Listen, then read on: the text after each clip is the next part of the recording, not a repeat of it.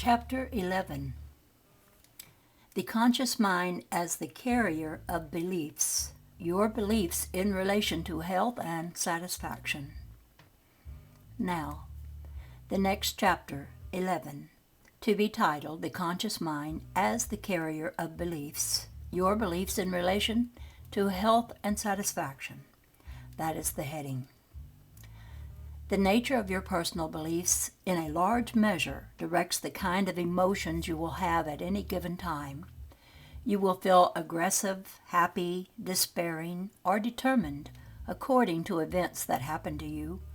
Your beliefs about yourself in relation to them, and your ideals of who and what you are. You will not understand your emotions unless you know your beliefs. It will seem to you that you feel aggressive or upset without reason, or that your feelings sweep down upon you without cause, if you do not learn to listen to the beliefs within your own conscious mind, for they generate their own emotions.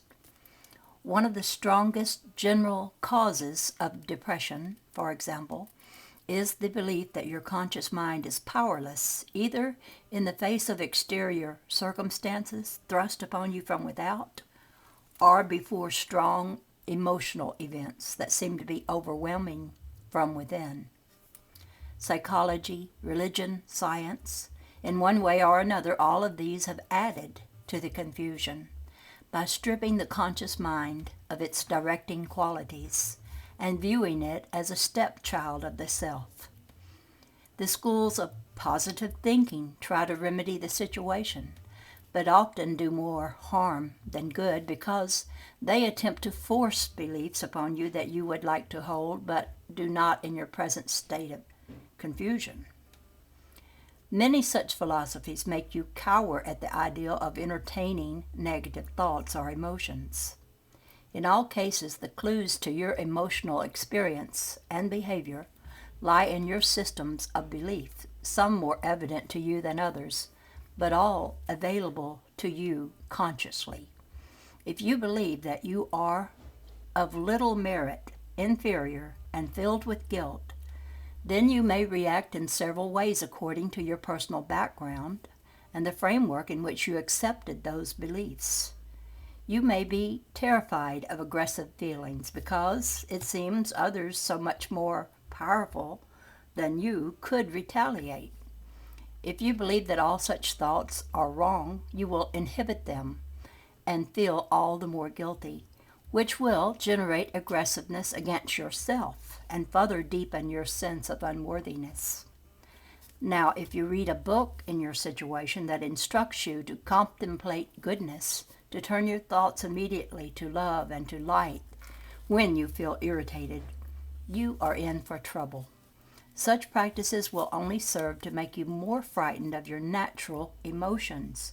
You will not understand why you have them any better than you did before. You may only hide them more cleverly and perhaps become ill if, given the situation, you are not already. The harder you try to be good in such a case, the more inferior you will become in your own mind. What do you think of yourself, your daily life, your body, your relationship with others? Ask yourself these questions. Write down the answers or speak them into a recorder, but in one way or another, objectify them. When you feel the rise of unpleasant emotions, take a moment and make an effort to identify their source. The answers are far more available than you may have previously believed. Accept such feelings as your own in the moment. Do not shove them underneath, ignore them, or try to substitute what you think of as good thoughts. First, be aware of the reality of your feelings. As you become more aware of your beliefs over a period of time, you will see how they bring forth certain feelings automatically. A man who is sure of himself is not angry at every slight done him, nor does he carry grudges. A man who fears for his own worth, however, is furious under such conditions. The free flow of your emotions will always lead you back to your conscious beliefs if you do not impede them. Your feelings may change the chemical balance of your body and after its hormonal output and alter its hormonal output. But the danger comes only when you refuse to face the contents of your conscious mind. Even the intent to know yourself, to face the reality of your experience, can be of great benefit, generating emotions that will provide an energy or impetus to begin. No one can do this for you. You may believe that good mental health means being always cheerful, resolute, and kind, and never crying or showing disappointment. That belief alone can lead you to deny quite natural dimensions of human experience and to impede the flow of emotions that could otherwise cleanse both your body and your mind. If you are convinced that feelings are dangerous, then again that belief itself will generate a fear of all of them, and you may become almost panic-stricken if you display anything but the most reasonable, calm behavior.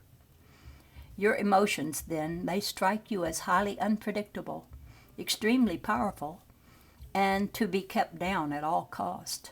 Such an attempt to strangle natural feelings is bound to take its toll, but it is the belief itself that is to blame, and not the emotions. Any of the conditions mentioned puts you out of touch with your inner sense of balance. The natural grace of your being becomes disturbed. The conscious mind is meant to align all of your capabilities in accordance with its beliefs about the nature of reality. Those resources are considerable, for they include the deepest aspects of your creativity and powers far beneath consciousness, of which you are only dimly aware. You cannot will yourself to be happy while believing that you have no right to happiness or that you are unworthy of it.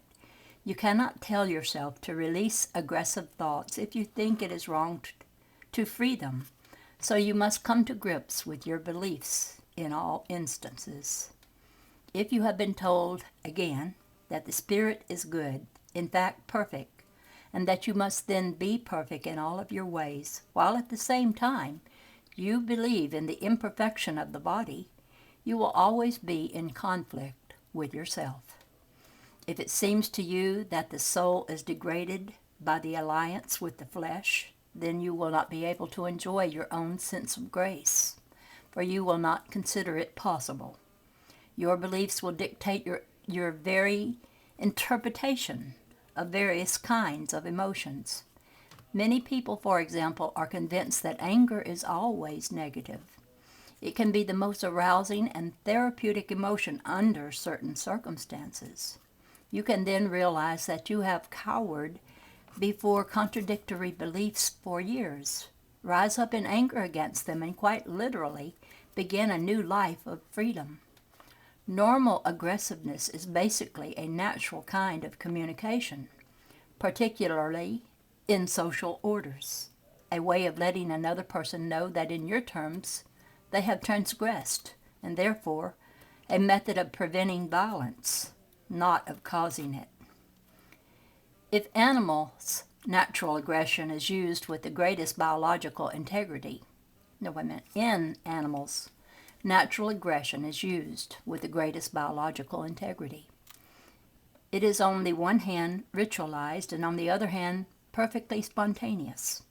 Its signals are understood. The various degrees, postures, and indications of natural animal aggressiveness are all steps in a series of communications in which the animal encounters are made clear.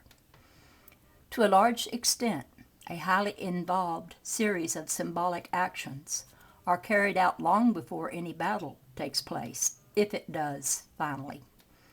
The display of the aggressive behavior, however, far more frequently prevents an actual combat situation.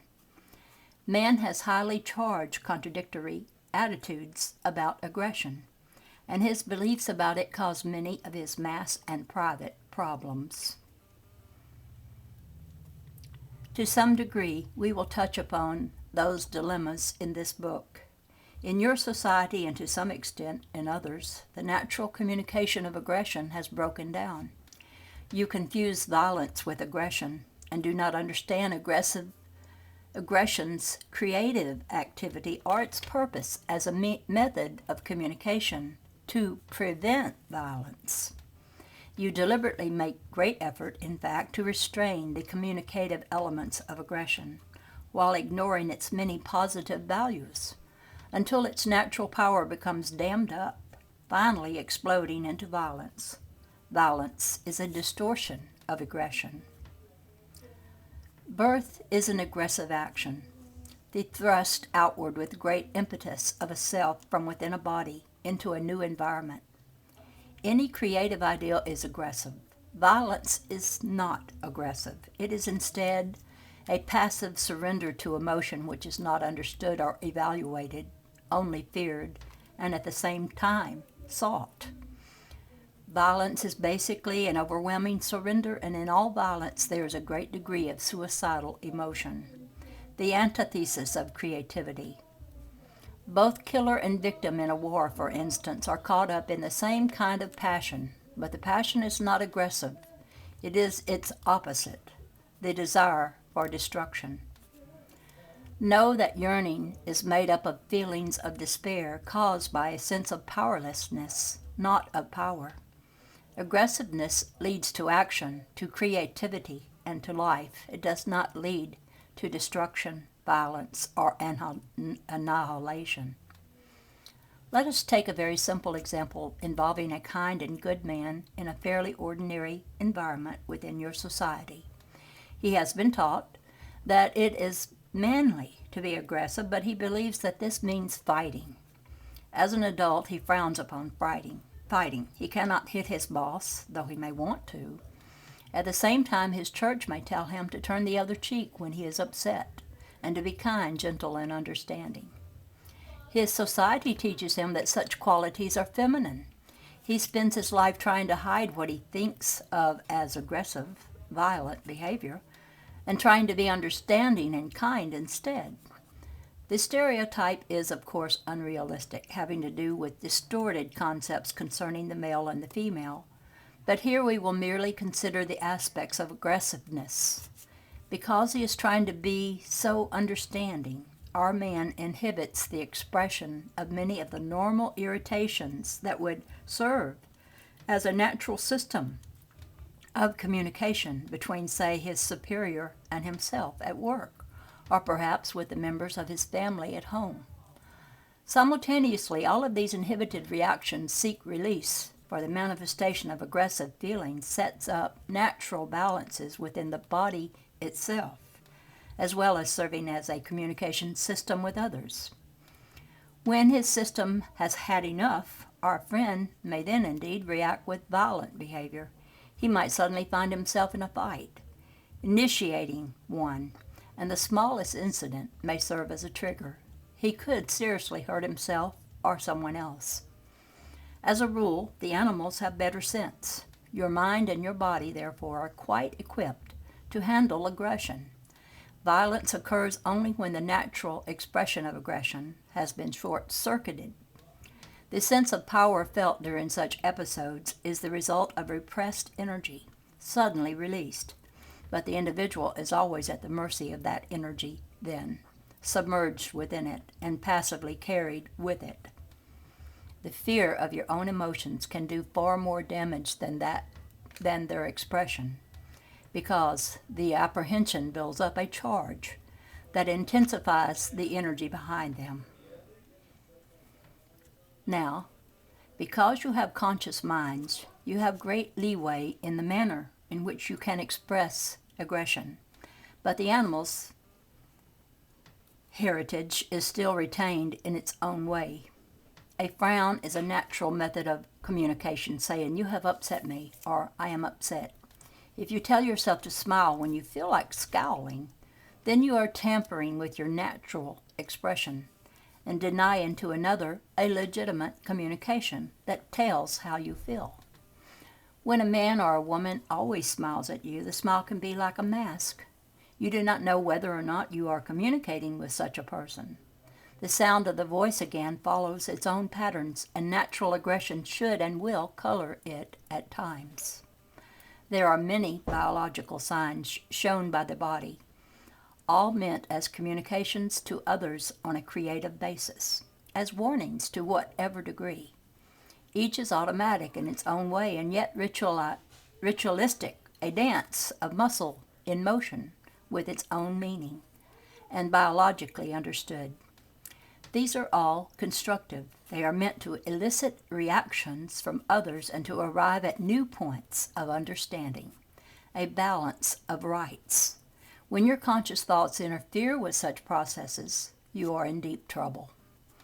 The animal's behavior pattern is more limited than your own, in a way freer and more automatically expressed, but narrower in that the events an animal encounters are not as extensive as your own. You cannot appreciate your spirituality unless you appreciate your creaturehood. It is not a matter of rising against your nature. No, wait a minute. It is not a matter of rising above your nature, but of evolving from the full understanding of it. There is a difference. You will not attain spirituality or even a happy life by denying the wisdom and experience of the flesh.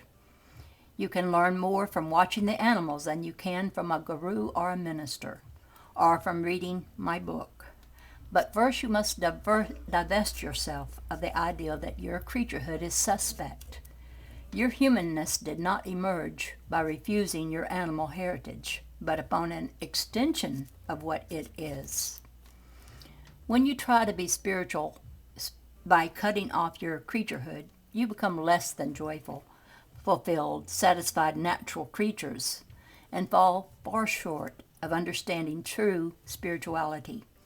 Many who say they believe in the power of thought are so afraid of it that they inhibit it in themselves, avoiding any that appear negative or harmful. The slightest aggressive expression is blocked. Thoughts can kill, these people think, as if the individual against whom such an impulse was directed had no protective life-giving energies of his or her own, and no natural defense. Here often, and for various reasons, you find a hidden and distorted sense of power that says, I am so powerful that I could kill you with my thought, and yet I refuse to do so. No one and no one thought is that powerful. If thoughts alone could kill you, you would not have the overpopulation problem. Each person has his own built-in energy and protection. You accept only those ideas and thoughts that fit in with your own system of beliefs, and even then there are various safeguards. No man dies unless he wants to die, and for a much better reason than you may want him to. Sometimes you think of suicide as ungainliness, I can't pronounce that word, and passive, but a war as aggressive and powerful. Both are equally the result of passivity and distorted aggression, and of natural pathways of communication not used or understood. You think of flowers in terms of gentleness, beauty, and goodness, and yet every time a new bud opens, there is a great thrust of joyful aggression that is hardly passive, and a daring and courage that reaches actively outward. Without aggression, your body would be denied its growth, the cells within it caught in inertia. Aggressiveness is at the base of the magnificent bursting of creativity. That is the end of dictation and the end of our session. If you want something on probabilities, I will give it to you at another time, and it will be, though briefly discussed, along with some material on reincarnation in this book. And then to begin the next session. Good evening. Today Rupert received a call from a young woman I will name Andrea. She is a lovely young blonde. I would like to use this instant as an excellent example of the ways in which conscious beliefs affect your feelings and behavior. Andrea is in her early 30s, divorced with 3 children. She called to tell Rupert that she had lost her job this morning, but more than this, that she was involved in a week of very negative circumstances and emotional encounters.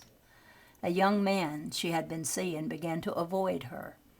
A salesman placed her in what seemed to be a very humiliating situation and yelled at her in front of a crowd of people. All of her other encounters of late had seemed to follow the same pattern. Finally, she became ill and emotionally overwrought. She stayed home from work, and that situation culminated in the loss of her job. She told Rupert that she felt herself to be an inferior person, unable to cope, an individual who was not able to hold her own with her co-workers or the world at large. She had carried those beliefs, of course, throughout that period of time, and they were expressed unconsciously through her body, through gestures, expressions, tones of voice. The whole physical self expected rebuffs. The events of those days, whatever they were, would be interpreted in the light of that mental set. All of the available data coming into the organism would be sifted, weighed, and valued in a precise search for the material that would give physical emphasis to those beliefs. Information or events running counter would be ignored to a large degree, or distorted in such a fashion that they would be made to fit in with what the mind said was reality. Conscious beliefs focus your attention, channel it, and direct your energy so that you can swiftly bring the ideas into your physical experience. They also act as blinders, throwing aside data that cannot be assimilated while preserving the integrity of the beliefs. So our Andrea did not see or ignored the smiles that came her way or the encouragement. And in some cases, she even perceived some potentially beneficial events as negative. These then were used to further reinforce the belief in her own inferiority. Over the phone, Rupert reminded Andrea of her basic uniqueness and also of the fact that she was creating her reality through beliefs. Rupert reinforced other ideas that Andrea had momentarily forgotten, the fact, amongst others, of her own true worth. And because Rupert believed in Andrea's worth, and because Andrea knew it, this more positive belief rose up to shove the others aside. During the day, Andrea was able to look at both beliefs and see them as opposing ideas that she had held about herself. She believed she was unique and good, and also that she was inferior and bad. At various times, one belief would color her experience, nearly to the exclusion of the other. Just before this session, Andrea called back. She realized that she had indeed set up the situation by not dealing honestly with her own conscious ideas. She had wanted to leave her job for another one, but was afraid of taking the step. So she created circumstances in which the decision was seemingly taken out of her hands. It would appear as if she were the victim of unfeeling co-workers, jealous and misunderstanding, and a boss who would not stand up for her.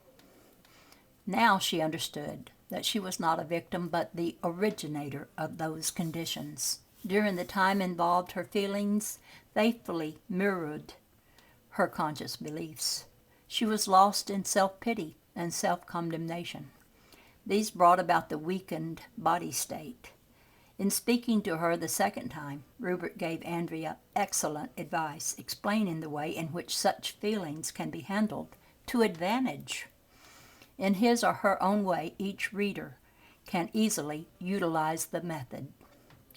Rupert advised Andrea to accept the validity of such feelings as feelings, not to inhibit them, but to follow their flow with the understanding that they are feelings about reality. As themselves they are real. They express emotional reactions to beliefs.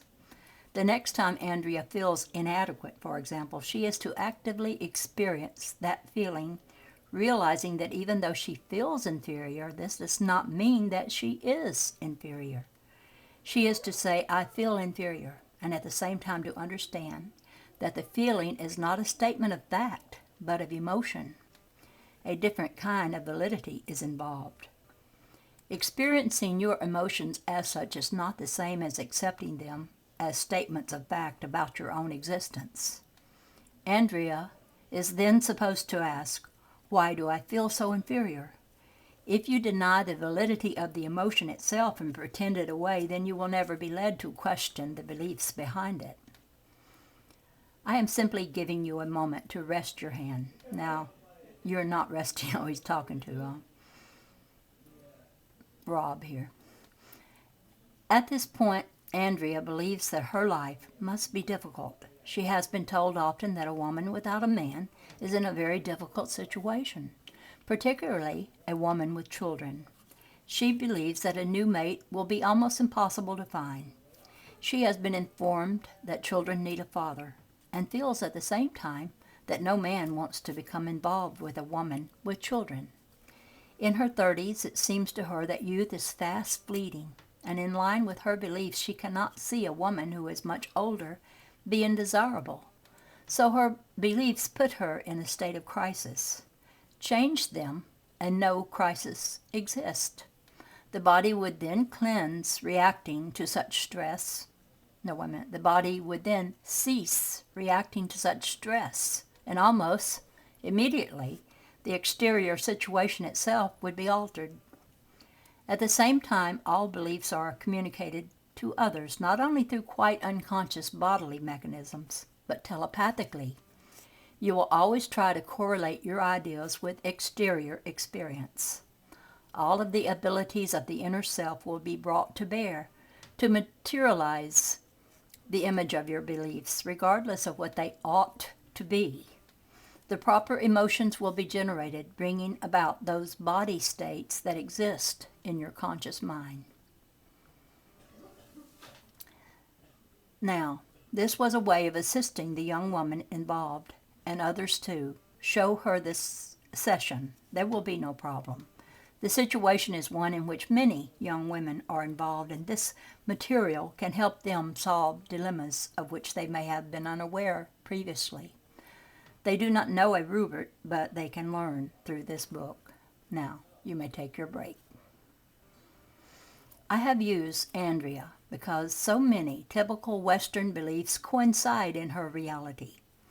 The idea that aging is disastrous, that women are relatively powerless without a man beside them, that life is, particularly speaking, highly difficult, while it should be ideally simple. All of these ideas obtain their charge from a basic belief in the powerlessness of the conscious self to form and regulate its experience. Luckily, Andrea is working with her own system of beliefs. Presently, however, while she tells herself that age does not matter, she still believes that her desirability as a woman decreases with the passage of each day. So she feels and acts less attractive when that belief holds sway.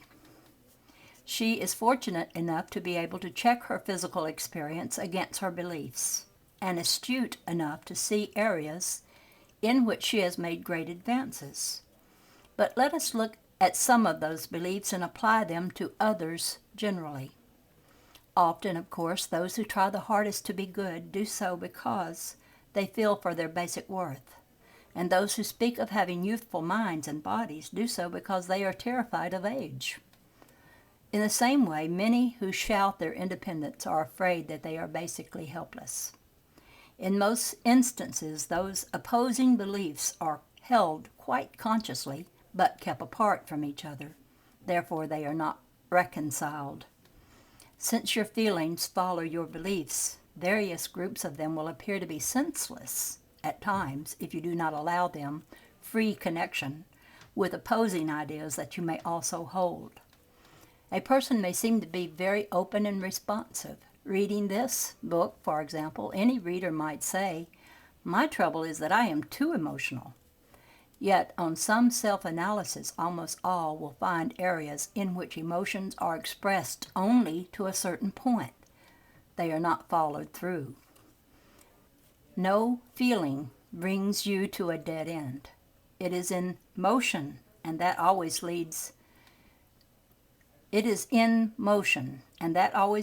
into another feeling. As it flows, it alters your entire physical condition, and that interchange is meant to be consciously accepted. Your emotions will always lead you into a realization of your beliefs if you do not impede them. Emotional states are always impetuses for action, meant to be physically expressed. Each has a basis in natural aggression. The connections between creativity and aggression have never been understood in your society. A misunderstanding of true aggression can lead into a fear of all emotion and cause you to cut yourself off from one of nature's best therapies. Natural aggression provides the charge for all creativity. Now, reading this, many readers will be taken back, for they believe that love is the impetus and that love is opposed to aggression. There is no such artificial division. Natural aggression is the creative, loving thrust forward, the way in which love is activated, the fuel through whose agency love propels itself. Aggression, in the most basic terms, has nothing to do with physical violence as you think of it, but with the force through which love is perpetuated and creatively renewed. When you think in other terms, then you fall into distorted views in which power is assigned to negative elements and seen as threatening, wrong, or even given demonic connotations. In contrast, good is seen as weak, powerless, passive, and in great need of defense. You will be afraid of any powerful emotion, therefore, frightened of the dimensions of your own actuality, and to a large extent be led to run away from an acceptance of the power and the energy of your own being. You will be forced to dilute your own experience. Such beliefs have a strong, depressing characteristic that can lead you to shut down powerful feelings by immediately considering them negative. You will automatically begin to inhibit any stimulus that might bring about forceful emotions and so deny yourself needed feedback. You are at the mercy of your emotions only when you fear them. They are the motion of your being. They go hand in hand with your intellect. But when you are unaware of the contents of your conscious mind and not fair with your emotions, you run into difficulty. Okay. And then there is some talking between this. So I will go on. Let's see, I'm at 30. Maybe I'll end this one. This is 32 minutes already. And I'll start here with session 644. I got 666 on the mind. Okay, this is the Dove Lady. Over and out for now. Bye-bye.